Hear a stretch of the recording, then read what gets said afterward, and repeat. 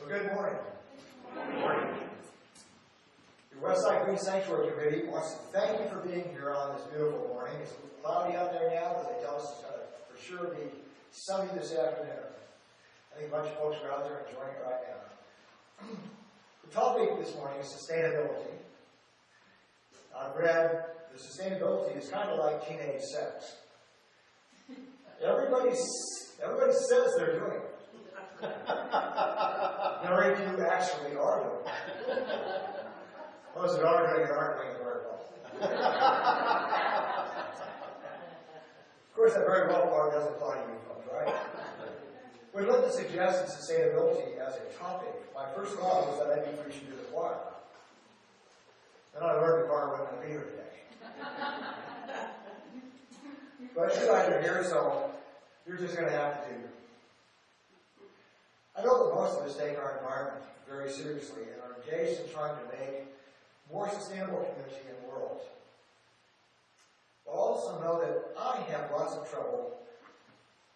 I have lots of other things going and claiming my attention, and if I'm not reminded pretty frequently about just how serious the sustainability thing is, I tend to set it aside, not act as responsibly as I should. How many of you are familiar with Jared Diamond, the author of Guns, Germs, and Steel? Quite a few. 4 years ago, a bunch of us here at Westside did the Choices for Sustainable Living course. Its handbook excerpted another of Mr. Diamond's pieces called Easter's End, the story of Easter Island. That was once a lush, forested, tropical island, brimming with everything people needed to live the good life. Today, it stands largely barren, a grassland with no large plants or animals, and only a small human population. Along with, of course, those haunting giant statues. Archaeological studies record gradual overexploitation of resources there by the people, overcompetition between clans to build ever larger statues, destruction of the trees they needed to build fishing boats to catch their primary food, starvation, and warfare.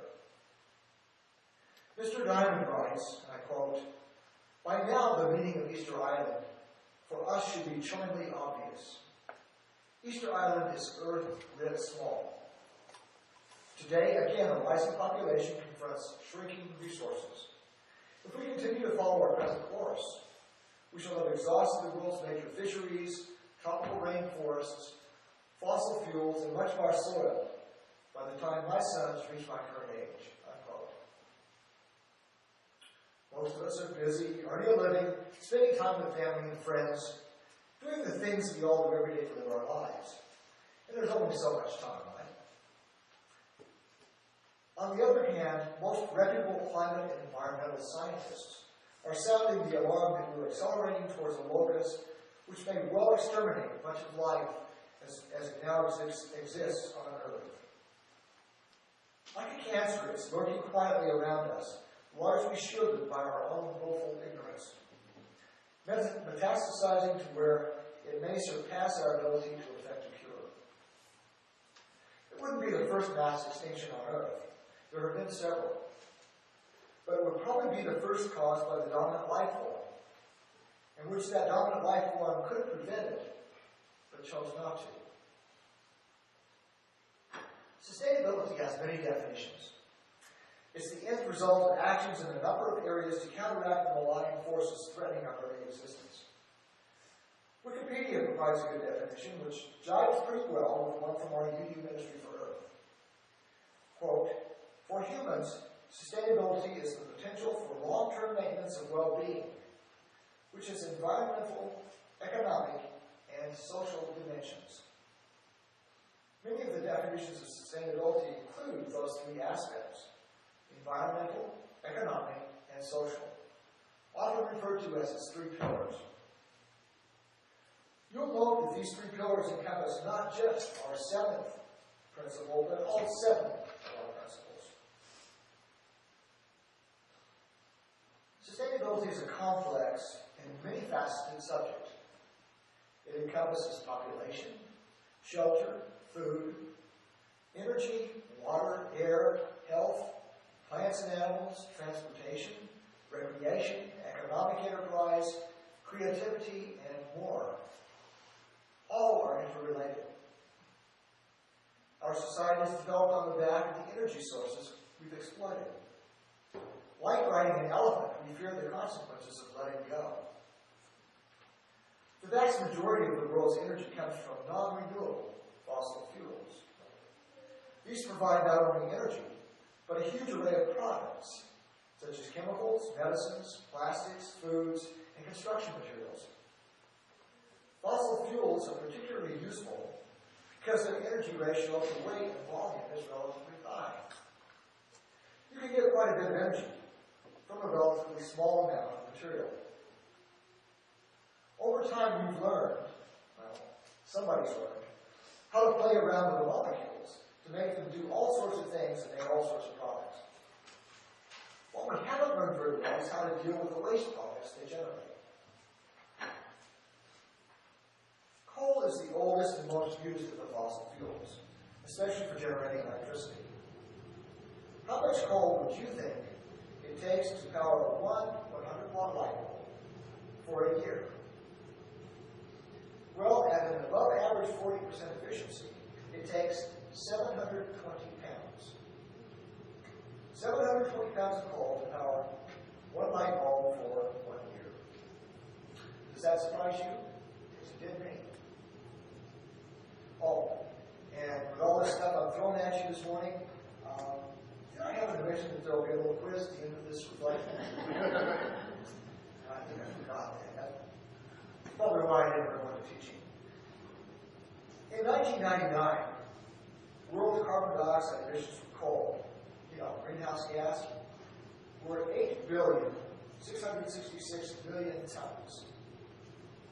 Coal-fired electric power generation emits around 2,000 pounds of carbon dioxide for every megawatt hour generated, which is almost double that released by a natural gas-fired electric plant. Now, one big positive, unless, of course, you happen to be a coal miner, is that coal use in the United States did begin to decline in 2008, but not really fast enough. And of course, we're exporting a lot of coal now to other countries like China. Segueing to natural gas, over the past 5 years, I've read a lot and attended many meetings. The one positive thing I've learned about gas is that it does burn considerably cleaner than coal, or where it's used in vehicles, it burns cleaner than gas or diesel. The negatives, on the other hand, would fill a book. Actually, they've had several books. Well, actually, they already have filled a number of books in several movies. We hear there's enough natural gas under America to carry us through the next 100 years. But a study by geoscientist J. David Hughes, it's called Drill Baby Drill, notes that the best areas of production are in decline and will face a particularly increasing cost to maintain production levels. And that at the recent price for gas, it costs roughly $9.5 billion more in a year to get the gas out than the value of the gas itself. Mr. Hughes concludes, quote, "The projections by pundits and some government agencies that these technologies can provide endless growth heralding a new era of energy independence are entirely unwarranted based on the fundamentals." He goes on, "A new energy dialogue is needed in the U.S. with an understanding of the true potential, limitations, and costs, both financial and environmental, of the various fossil fuel energy panaceas being touted by industry and government proponents. The U.S. cannot drill and frack its way to energy independence. Fossil fuels are the foundation of our modern global economy. The continued reliance on them creates increasing risks for society that transcend our economic, environmental, and geopolitical challenges. The best responses to this conundrum will entail a rethink of our current energy trajectory." Unquote. Most of you are quite aware of the alternatives to fossil fuels: nuclear, geothermal, ethanol. Each has its obvious and well-enumerated strengths and weaknesses. Here in Texas, both wind and solar have huge potential. But bringing them to the forefront, as is happening in Germany and many other countries, will require the right government policies. Policies which are not currently forthcoming at either state or federal level. You should know, though, that if you're interested in putting a solar array on your house, the federal government has a substantial tax rebate. And Encore is also offering rebates, which would bring the time required to recoup installation costs way down. There are some other good options, but they aren't yet available for work. Water is another major topic. Most sources tell us that only about 1% of the Earth's water is available for drinking and agriculture. Climate change is already affecting water resources the world over. Across this country, weather and rain patterns show strong evidence of change, with drought conditions increasing across Texas and the heartland. Climate scientists have just released a report that the climate has changed faster in the last 100 years than in a previous 4,000-year period. And by the end of this century, if not before, temperatures worldwide are expected to exceed anything experienced in the past 11,000 years. I think there'll be a few folks around here that will still be around at the end of the century, so it's something to look at. Conservation provides the biggest bang for the buck in ensuring an adequate water supply. The Texas legislature this session has had 4 bills to provide water conservation, all of which are currently listed as pending in committee, which may mean they'll not be voted on. A pair of bills to remove local restrictions on xeriscaping do, however, still seem to be alive in committee. Numerous advocacy and environmental groups are trying to move all of these bills, so you can always contact your state legislator or senator to recommend approval. That's easy to do. Then there are the oceans. Oceans are so big that man has always taken for granted that they are an inexhaustible inexhaustible resource. We now know that isn't so. Besides the huge gyre of slowly decomposing plastics you've heard about in the Pacific, and increasing acidification, nations are massively and blatantly overfishing. Huge trawlers drag vast nets across the ocean floor, destroying everything and killing many times their desired catch. By 2003, a third of the major food fish and invertebrate species were in collapse. And over the past half-century, 90% of large fish have disappeared. A recent film called End of the Line details the calamity in progress. Studies quoted in the film estimate that by 2048, well, 35 years from now, if current trends continue, virtually all of the stocks of fish we now eat will have collapsed. One example they cite is the sushi-driven overfishing of the bluefin tuna. Scientists determined that 10,000 tons per year would allow the species to recover to sustainable levels. That's 10,000 tons a year. The European Union promptly allowed 29,500 tons a year. The actual catch recorded by monitoring scientists was 61,000 tons. In other words, fishermen are blatantly and illegally fishing the species to extinction, and no one is holding them to account. Farmed fish often aren't any better. Vast amounts of wild fish are used to feed the farmed fish. It can take 5 kilos of anchovies to produce 1 kilo of farmed salmon. Now, there is some hope for reversing the ocean situation. Some areas, such as Alaska, are enforcing quotas on catches. There are also an increasing number of marine reserves, which can allow stocks to recover. And some large sellers of fish products, such as Walmart and McDonald's, claim that they're getting at least 90% of their fish from sustainable sources. What you and I can do, if you consume fish or fish products, is to go online to the Monterey Bay Aquarium site and download and use their guide.